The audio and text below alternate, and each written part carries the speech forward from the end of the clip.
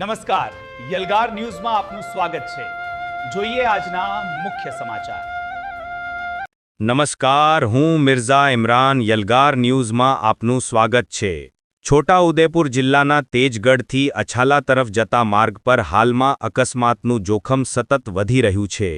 રાત દિવસ બેફામ દોડતા રેતીના ડમ્પરો અને ટ્રેક્ટરોને કારણે રસ્તા પર રેતીના થર જામી ગયા છે, જે વાહન ચાલકો માટે જીવનું જોખમ બની રહ્યા છે।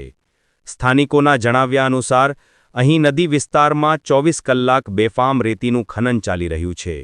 રસ્તા પર પથરાયેલી રેતીને કારણે ટુ વ્હીલર ચાલકો માટે સ્લીપ થવાનું અને ગંભીર અકસ્માતોનું ભય સતત રહે છે। પ્રશ્ન એ છે કે શું આ ખનન કાયદેસર છે?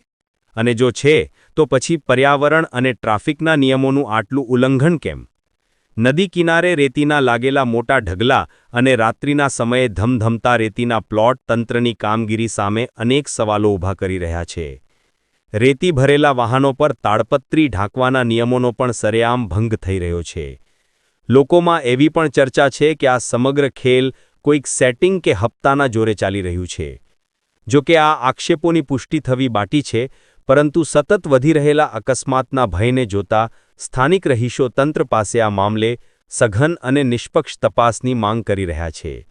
શું આ બેફામ ખનન અને ટ્રાફિકના નિયમોનું ઉલ્લંઘન કરતા વાહનો સામે કડક કાર્યવાહી કરશે કે પછી કોઈ મોટી દુર્ઘટનાની રાહ જોવાશે? આ તમામ સવાલો હાલ તેજગઢ અને અછાલા પંથકમાં ચર્ચાનો વિષય બન્યા છે। આજે છોટાઉદેપુર જિલ્લાનું જે તેજગઢથી અછાલા ગામ આવેલું છે, હવે બેફામ રેતી રાત દિવસ ચાલુ રહે છે। તો રોડ ઉપર રેતી પડેલી છે, તમે જોઈ શકો છો કે ઘણી રેતી પડેલી છે।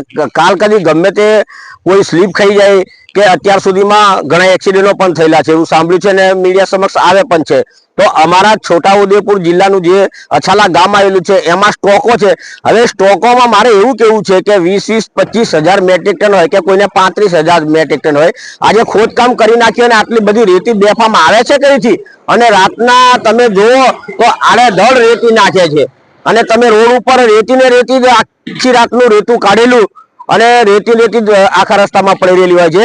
અને આ જે સ્ટોકો વાળા છે એ ખરેખર એમની રોયલ્ટી તપાસે અને એમના જે સ્ટોકમાં રેતીનો ઢગલો થઈ ગયેલો છે, કઈથી લાવેલા છે, રોયલ્ટી વાળી છે કે શું છે? અને અમારી આણી નદીમાંથી પણ ઘણા રેતી અંદરથી કાઢેલી છે। તમે જો મોટા મોટા ઢગલા કરેલા છે, આ બધા ગેરકાયદેસર છે। અને રોડ મહત્વ એ છે કે રોડ ઉપર તમે રેતી કમ નખાવો દો છો, એને ઉપર તમે તાડપત્રી બાંધો ને, તમે રેતી કાઢતા તો ખુલ્લેઆમ ઓવરલોડ ગાડીઓ આવે છે અમારા અછાલા રોડ ઉપર।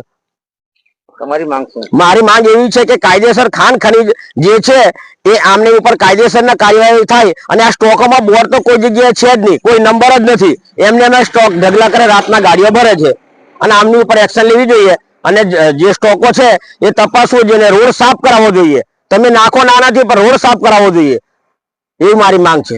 દિનેશ નાયક।